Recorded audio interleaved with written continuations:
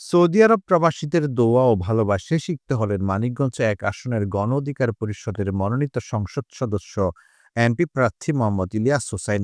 ৯ November রবিবার Saudi আরবের দাম্মাম শহরের একটি বাংলাদেশি হোটেলে প্রবাসী বাংলাদেশি আয়োজনে অনুষ্ঠিত হয় এক জমকালো সংবর্ধনা ও মত বিনিময় অনুষ্ঠানে দাম্মামে অবস্থানরত মানিকগঞ্জ জেলার অসংখ্য প্রবাসী বাংলাদেশি অংশগ্রহণ করেন।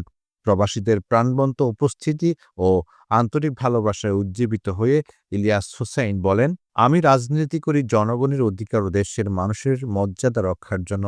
প্রবাসীরা দেশের অর্থনীতির প্রাণশক্তি, তাই তাদের ভালোবাসা দোয়া আমার সবচেয়ে বড় প্রেরণা। অনুষ্ঠানে বক্তারা বলেন, প্রবাস থেকেও মানিকগঞ্জের মানুষের কল্যাণে ইলিয়াস হোসাইন যে আন্তরিকতা ও মানবিক ভূমিকা রেখে চলেছেন তা প্রশংসার দাবিদার তারা। আসন্ন জাতীয় সংসদ নির্বাচনে গণ অধিকার পরিষদের এই প্রার্থীকে জয় করার অঙ্গীকার ব্যক্ত করেন। অনুষ্ঠান শেষে প্রবাসী বাংলাদেশিদের পক্ষ থেকে ইলিয়াস হোসাইনকে সম্মাননা স্মারক প্রদান করা হয় এবং সবাই তার সুস্থতা ও সফলতার জন্য দোয়া করেন। যারা আগে ছিল অনেকে দেশে একবার চলে গেছে, অনেকে হয়তো মৃত্যুবরণ করছে বিভিন্ন কারণে, অনেক পরিচিত মুখ এই খোবারে কিন্তু নাই, একটা সময় ছিল। আমি এই খোবার দাম্মামে 20 বছর, 2 বছর ছিলাম রিয়াদে। তো 20 বছর একটা এলাকায় থাকলে কিন্তু অনেক শুভাকাঙ্ক্ষী।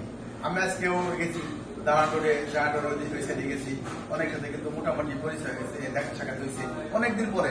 এমনও আছে যে বছরের পর বছর দেখা হয়, কিন্তু দেখা হলে যে একটা আন্তরিকতা, যে একটা ভালোবাসা কিন্তু কোনো কমতি নাই। আলহামদুলিল্লাহ, আমি মোহাম্মদ ইলিয়াস, আমাকে নতুন করে পরিচয় করা দেওয়ার কিছু নেই।